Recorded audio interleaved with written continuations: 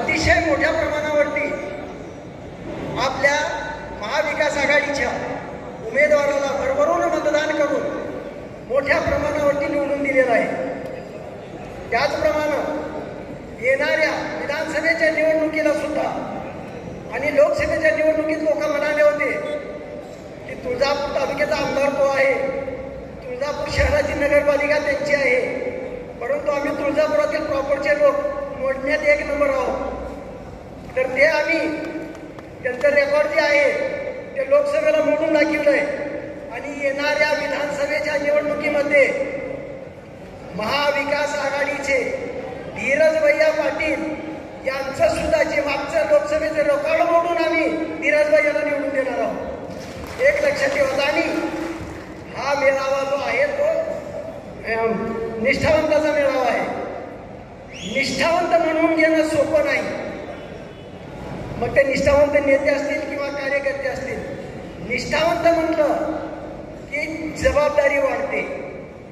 प्रत्येक निष्ठावंताचं काम आहे की आपला नेता आणि आपला जो उमेदवार आहे त्याला भरभरून मतदान गोळा करणं आणि मोठ्या प्रमाणावरती निवडून देणं।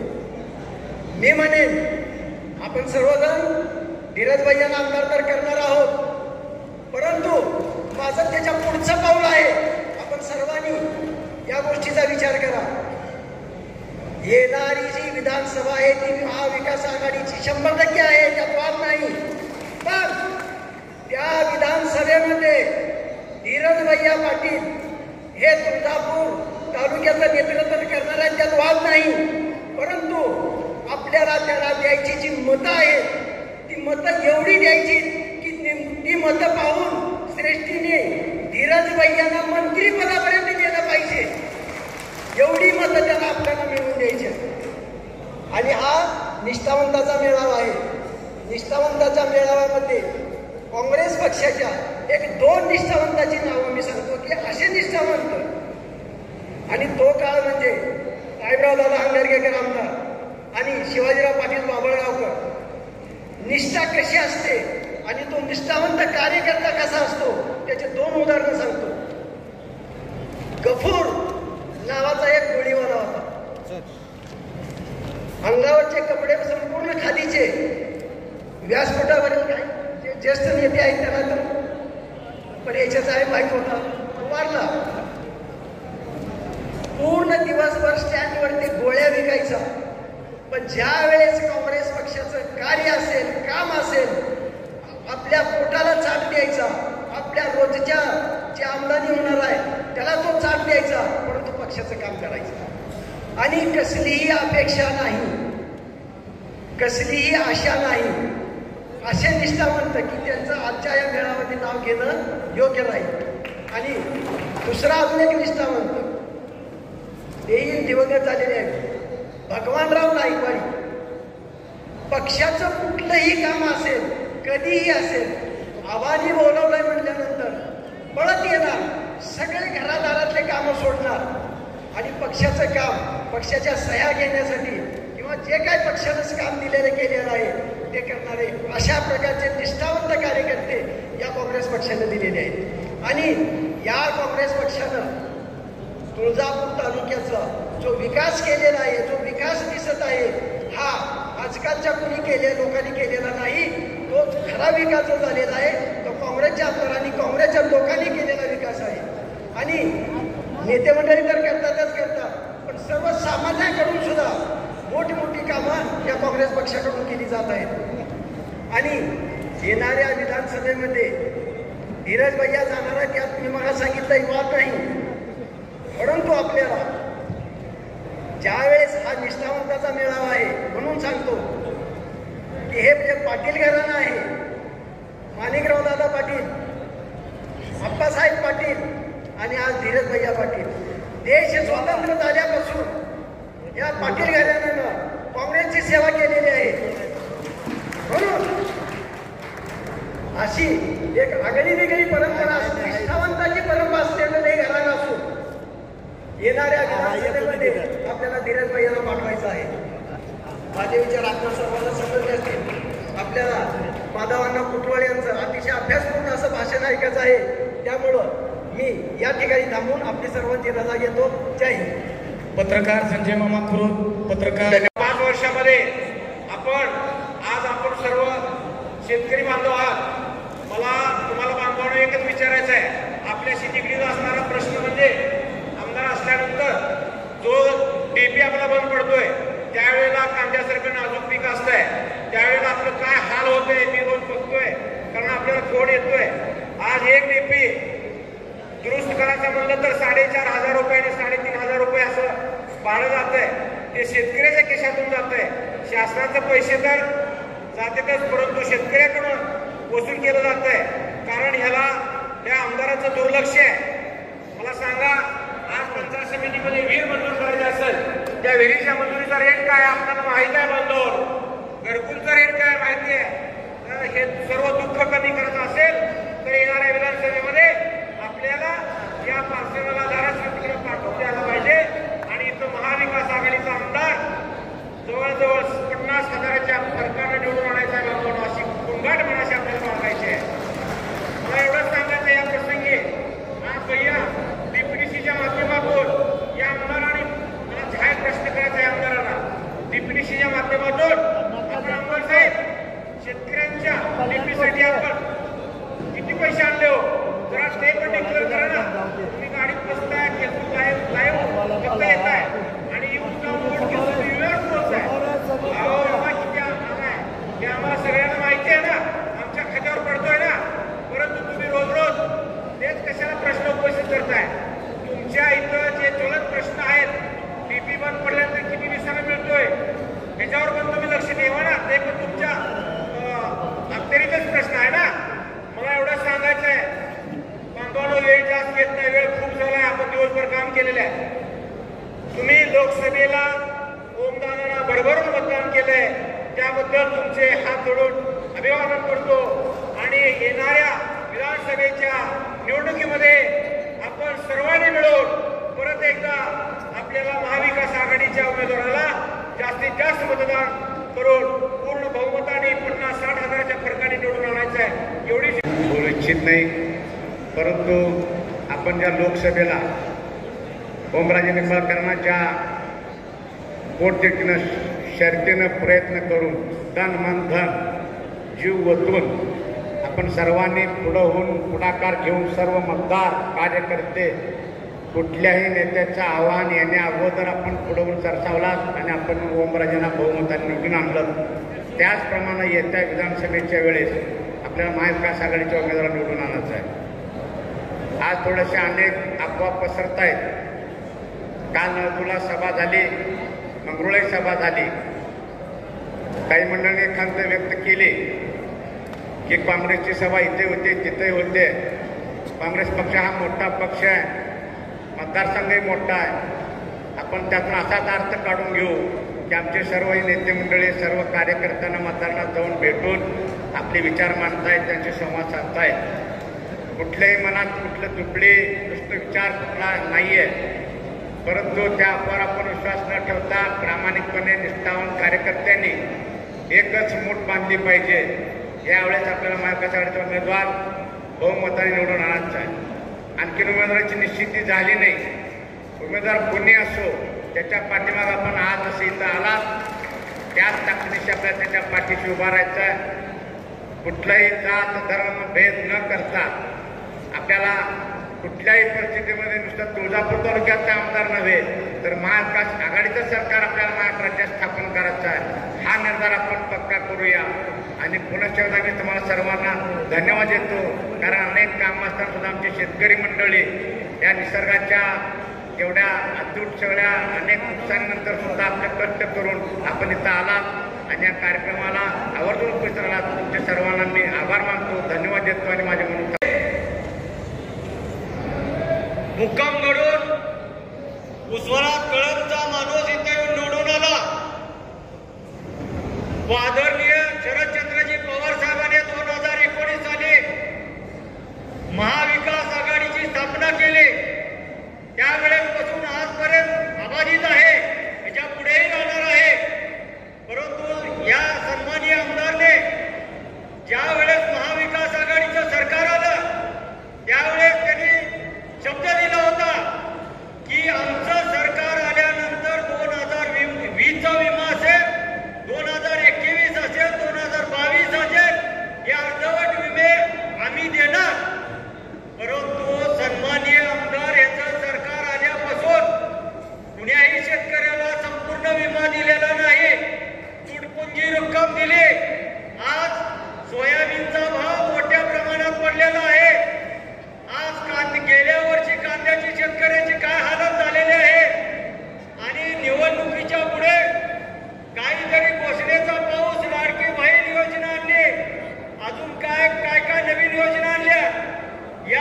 सरकारच्या तिजोरीमध्ये सध्या खणखणाट आहे आणि या सरकारनं लाडकी बहीण योजनेसाठी 46,000 कोटीचं कर्ज काढलेलं आहे.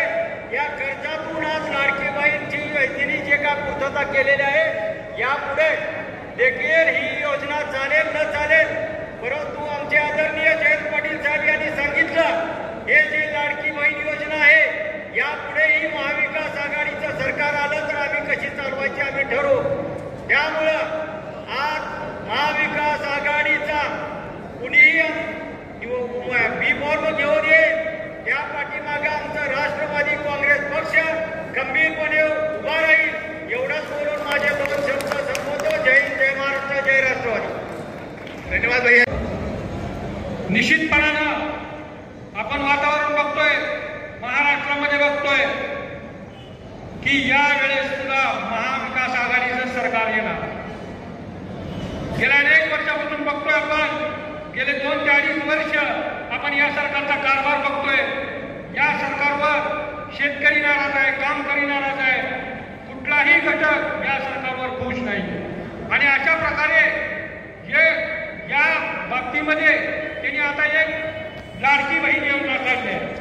मला काय म्हणायचं, या ठिकाणी 2 ते 2.5 वर्ष झालं या सरकारला येऊन.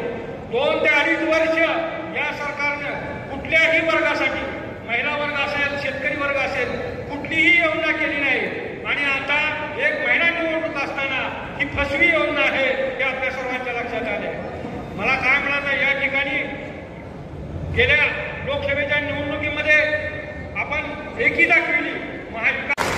आणि पुढे भविष्यामध्ये आपल्या तालुक्यातील कुठले कारखाने बंद पाडणारा नसावा, कुठले उद्योगधंदे बंद पाडणारा नसावा आणि चांगल्या चांगल्या अधिकाऱ्यांना आपल्या तालुक्यामध्ये आणून तालुक्याचा विकास कसा होईल याचा विचार करणारा असावा.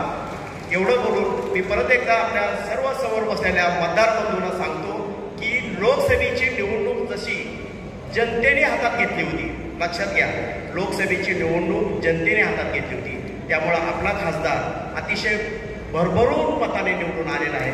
त्याचप्रमाणे आपल्या तालुक्यातील येणारा आमदार तो कुठल्याही पक्षाचा असू द्या, पण तो महाविकास आघाडीचा असणार आहे, एक लक्षात घ्या. आणि त्या आमदारांना आपल्याला अतिशय भरपूर मताने निवडून आणायचं आहे. एवढे 4 शब्द बोलतो आणि परत एकदा मी धीरज भैया यांना शुभेच्छा व्यक्त करतो आणि त्यांनी असंच कार्य करत राहावं एवढी त्यांना प्रार्थना करतो. जय हिंद.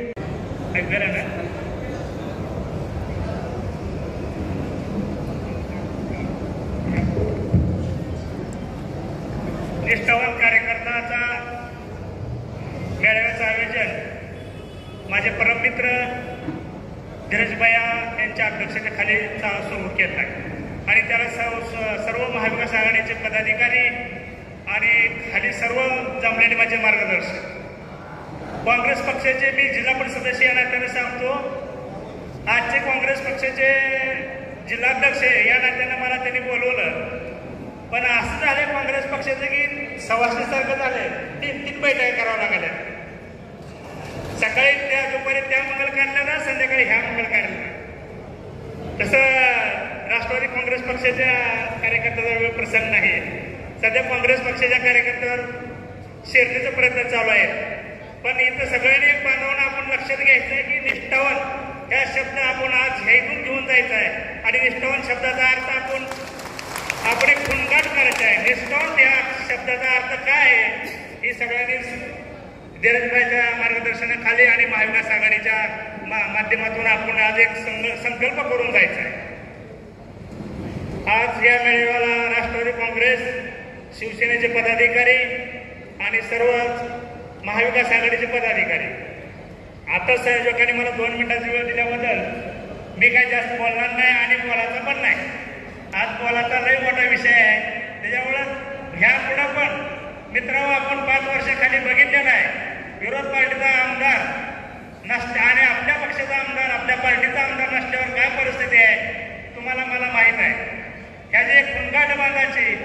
मला आज एवढंच सांगू इच्छितो, धीरजभाई ही गुणगाठ आणून लोकसभेलाच बांधलेली आहे. आमाप पैसा, आमाप लोक आपल्या पाठीमागे नसताना आपण सर्वसामान्यांच्या जीवावर 60,000 सीट दिलेली आणि ती संकल्प मला तर आता पुढे सांगायची स्टार्ट केलेली आहे तसाच संकल्प करायचा आहे. आणि ह्याच्या पुढे पण भविष्यात आत्ताच आपल्या किशोर पाटील सांगितले तुळजापूरला काँग्रेस पक्षाचा प्रथम उमेदवार असेल आणि आपण महाविकास आघाडीचा पाठबळ घेऊन आपण सर्वांनी पुन्हा एकदा आपल्याला काँग्रेस पक्षाचा आमदार करायचा आहे. मग ते महाविकास आघाडीचा कुठलाही असो. मला बरेच जण विचारते तुम्ही कणकडा. मी सांगितलंय जनविच महाविकास आघाडीचा चिन्ह घेऊन येईल त्याच्या पाठीमागाही बालाजी बंडगर. त्याच्या पुढे पण असंच आपण सगळ्यांनी या ताकदीनं राहू आणि महाविकास आघाडीचा उमेदवार जसं ओमराजेला निवडून दिलंय तसं ठामपणानं आपण आपला महाविकास आघाडीचा आमदार करू. एवढंच या आजच्या या प्रसंगी बोलतो आणि इथं थांबतो. जय हिंद, जय महाराष्ट्र. सर्व महाविकास आघाडीच्या कार्यकर्त्यांनी जो सुरुंग लावला आणि तो सुरुंग राज्यात नंबर 1 ला आणला. आता येणाऱ्या विधानसभेत जो कोणी उमेदवार असेल त्याच पद्धतीनं लोकसभेच्या पुन्हा एकदा सुरुंग लावायचा आहे आणि देशात बसलेल्या सत्तेवाल्याला दाखवून द्यायचं आहे की महाराष्ट्र या देशामध्ये नंबर 1चं राज्य आहे. हेच तुम्हाला आम्हाला उद्या येणाऱ्या निवडणुकीमध्ये दाखवून द्यायचं आहे. मी यापेक्षा अधिक न बोलता मी एवढंच म्हणेन की खरी निवडणूक ही तुमच्या हातात आहे. आम्ही मंचकावर बसलेले नुसते बोलून जाऊ पण खऱ्या अर्थानं निवडणूक ही तुमची ताकद आहे आणि ती निवडणूक जिंकून देण्याचं तुमच्याच हातात आहे आणि ती तुम्ही द्यावी ही मी आग्रहाची विनंती करून माझे 2 शब्द संपवतो. जय हिंद, जय महाराष्ट्र. धन्यवाद. शिवसेनेच्या कट्टर शिवसैनिकांनी काँग्रेसच्या एकनिष्ठ काँग्रेसच्या कार्यकर्त्यांनी आणि निष्ठावान राष्ट्रवादीच्या कार्यकर्त्यांनी या ठिकाणी तन मन धनानं आपल्या तुळजापूर तालुक्यात 54,000ची लीड दिली. त्यामुळं आपल्या सर्वांचं व्यासपीठावरील सर्व नेतेगणांचं आणि व्यासपीठावरील सर्व तळागाळातील सामान्य आणि शेतकरी कार्यकर्त्यांचं मनापासून अभिनंदन करतो की आपण एका धनशक्ती विरोधात जनशक्तीचा विजय केलेला आहे. असत्यापासून सत्याचा विजय झालेला आहे. या ठिकाणी आपण पाहिलं की पैशाचा पाऊस या ठिकाणी समोरील विरोधी पक्षांनी केला परंतु कशालाही न जुमानता अत्यंत प्रामाणिकपणे सर्वांनी जसं ग्रामपंचायतीची निवडणूक करतो तशी या आपण लोकसभेची निवडणूक लढलो आणि एक मोठा यश संपादन केलं. मला या ठिकाणी सांगायचं आहे की देशाच्या नेते राहुलजी गांधी तसे प्रदेशाध्यक्ष नानाभाऊ पटोले साहेब असतील त्याचप्रमाणे अमित भैया देशमुख असतील बाळासाहेब थोरात असतील काँग्रेसचे कार्यकर्ते असतील या भारत जोडो यात्रेमध्ये सर्वजण सामील झाले. आपल्या युवकांचे हृदय सम्राट आदित्यजी ठाकरे सुद्धा त्यांनी भारत जोडोमध्ये सहभाग घेतला. राष्ट्रवादीचे नेत्या सुप्रियाताई सुळेताई सुद्धा या ठिकाणी भारत जोडोमध्ये यात्रेमध्ये सहभाग घेतला.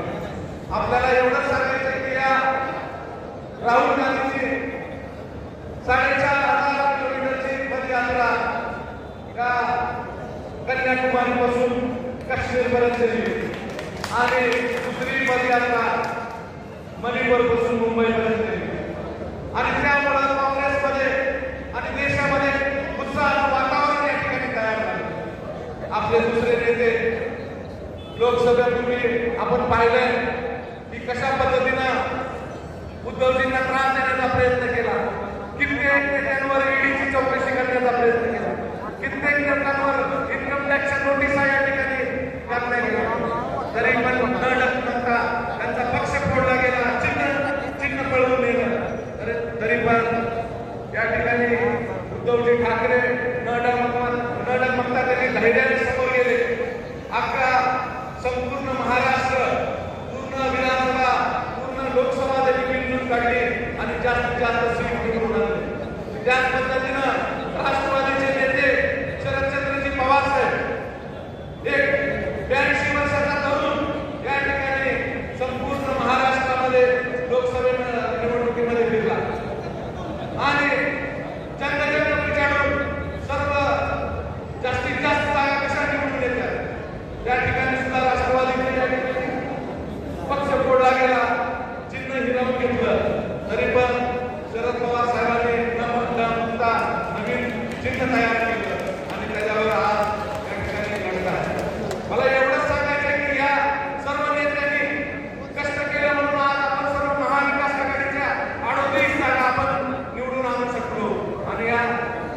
धाराशिव जिल्ह्यामध्ये उस्मानाबादमध्ये या ठिकाणी आपण 3,30,000ची लीड आपण सर्वांनी मिळवून दिली.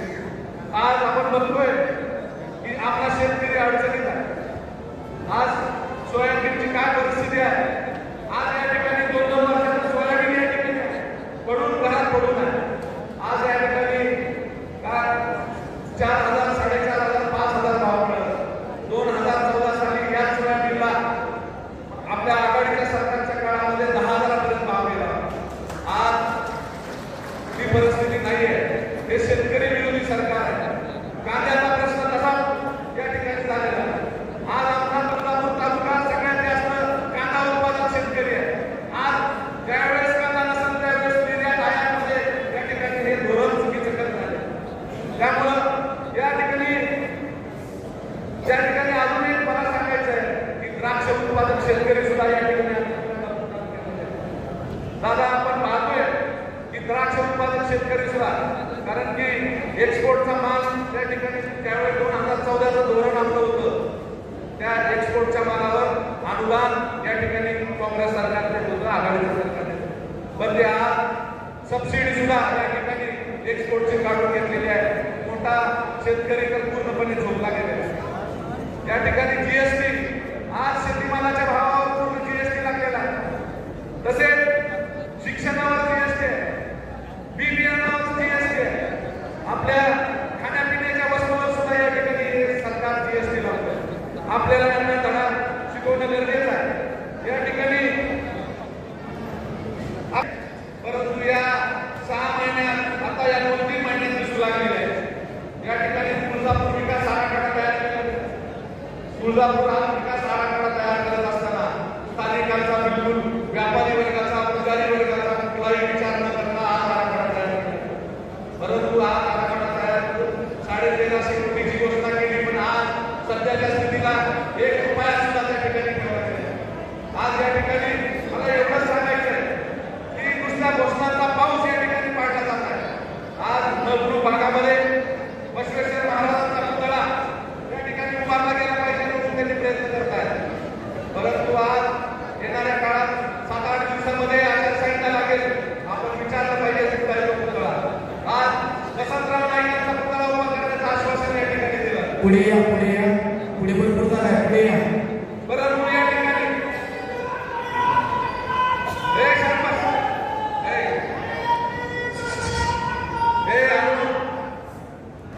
या ठिकाणी बसवेश्वर महाराजांचा पुतळा उभारला गेला नाही.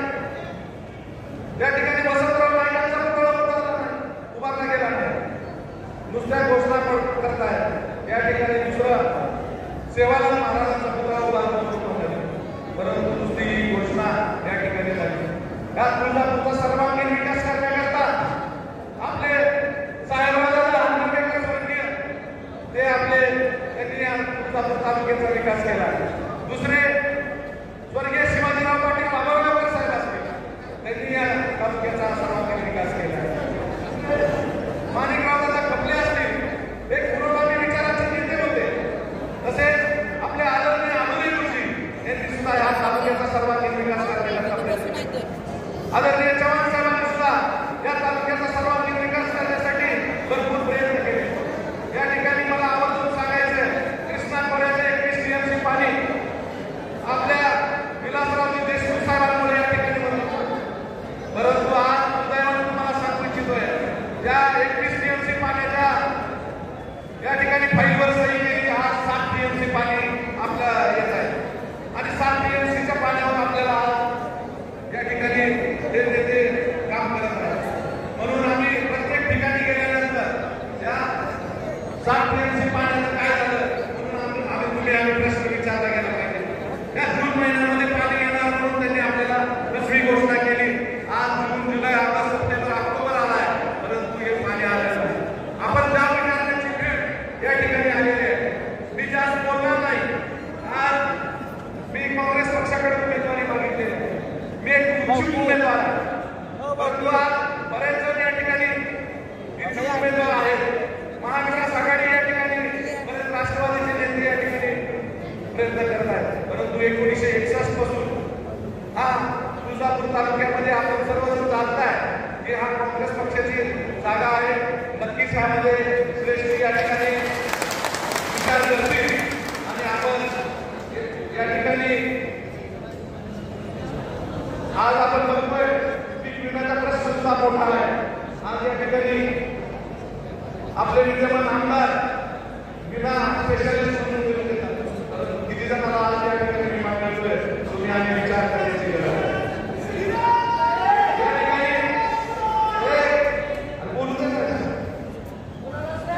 या ठिकाणी मी पण या जिल्हा परिषदच्या माध्यमातून या ठिकाणी 10 वर्ष गेली जिल्हा परिषद सदस्य म्हणून काम करतोय. जिल्हा परिषदेचा अध्यक्ष म्हणून काम करतो.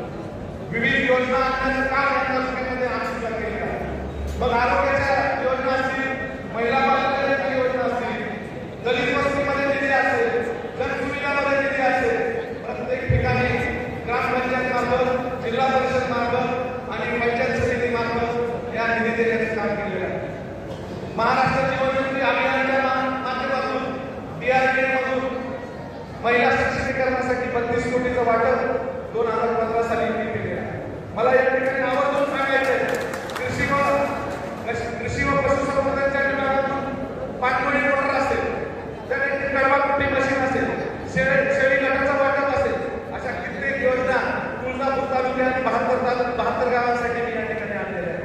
आज मला वाटतंय की या आपण जर फोटो बघितले आपण सगळ्या मुलांच्या आठवणी आणि इतिहास या ठिकाणी ओळखला गेला पाहिजे किंवा लक्षात आला पाहिजे म्हणून आपण तुळजापूरचे काँग्रेसचे आमदार स्वर्गीय साहेबरावदादा हंदरगेकर असतील, स्वर्गीय शिवाजीराव पाटील बाबळगावकर असतील, तसेच स्वर्गीय माणिकरावदादा खबले असतील, स्वर्गीय आनंद गुरुजी असतील, त्यांनी या तालुक्याच्या सर्वांगीण विकासासाठी भरपूर प्रयत्न केलेले. नवोदय विद्यालय असेल, या ठिकाणी इंजिनिअरिंग कॉलेज असेल, सैनिक शाळा असेल, असे कित्येक उपक्रम या ठिकाणी त्यांचे कित्येक सुविधा या ठिकाणी तुळजाभवानी मंदिर संस्थांच्या माध्यमातून या ठिकाणी भाविकांना देण्यासाठी केले आहे. आपण आज या ठिकाणी मगाशी म्हटलेलं आहे की जागा काँग्रेसची आहे. आम्ही प्रामुख्यानं या ठिकाणी मागणी करत आहोत. मित्रपक्ष सुद्धा या ठिकाणी महाविकास आघाडीची मागणी करत आहेत आणि जे श्रेष्ठ निर्णय घेतील त्याच्या मागे आपण सर्वांनी ठामपणे राहावं एवढंच या ठिकाणी आपण आवाहन करतो.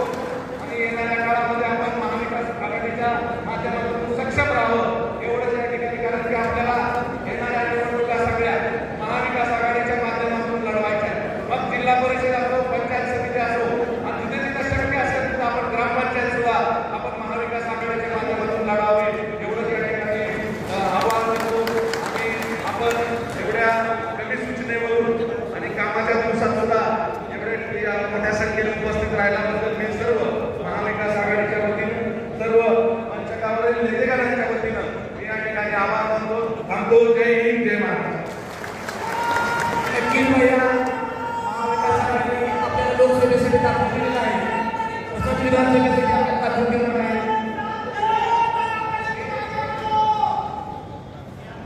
भैया निश्चितच एक निष्ठावंत म्हणून फक्त निष्ठा नाही तर 3 पिढ्याची निष्ठा या स्वातंत्र्य कालखंडापासून तुम्ही ठेवली आणि पंचगाव नवतर समोर आणि मागं सगळे निष्ठावंत आहेत. आणि महाविकास आघाडी ही निष्ठावंतालाच दिली आणि निष्ठावंत तुळजापूर तालुक्याचा आमदार म्हणून प्रतिनिधित्व करत असा आशावाद त्यांच्या वतीनं करतो आहे.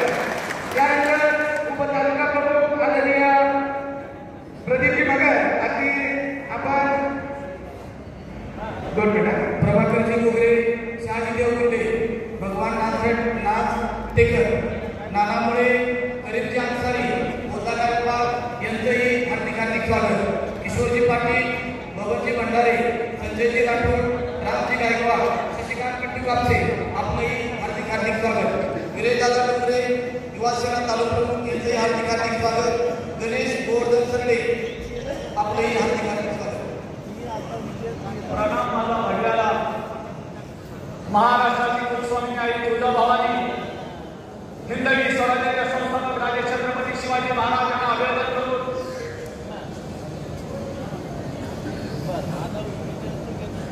हिंदू हृदय सम्राट शिवसेना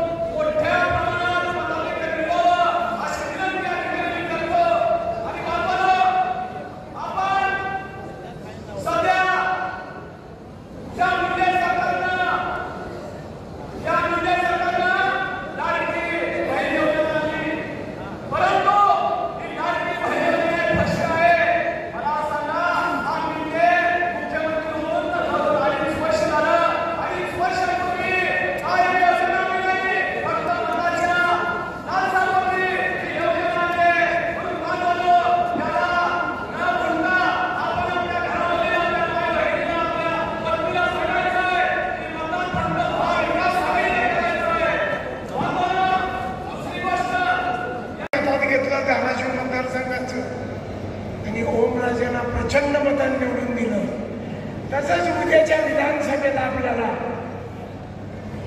ह्याच पद्धतीनं ज्या पद्धतीनं लोकसभा लढवली त्याच पद्धतीनं महाविकास आघाडीचा उमेदवार आपल्याला निवडून आणायचा आहे. 2-4 इच्छुक उमेदवार आहेत, जागा काँग्रेसला सुटलेली आहे.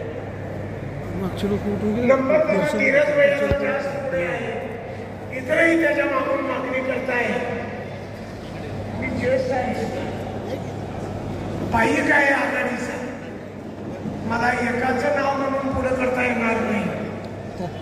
जो पक्ष पवार साहेब, उद्धवजी ठाकरे साहेब, राहुल गांधीजी आणि आमचे अमित भैया देशमुख ज्याला पुढे करतील त्याला आपल्याला एकनिष्ठपणे अत्यंत लोकसभेचा उमेदवार निवडून दिला तसा आघाडीचा उमेदवार विधानसभेला आपल्याला निवडून द्यायचा मित्र.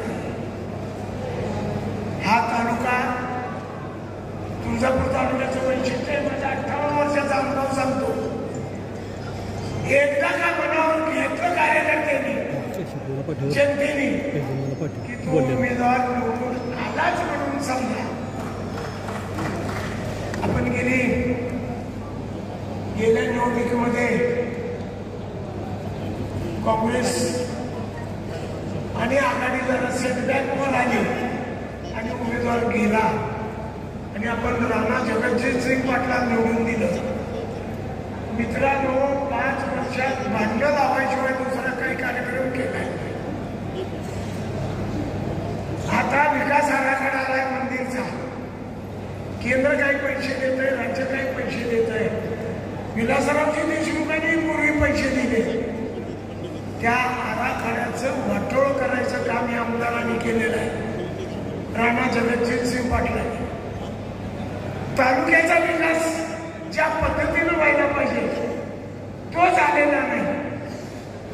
तो आपल्याला करायचा असेल तर महाविकास आघाडीचा उमेदवार प्रचंड मतात निवडून देणं गरजेचं आहे.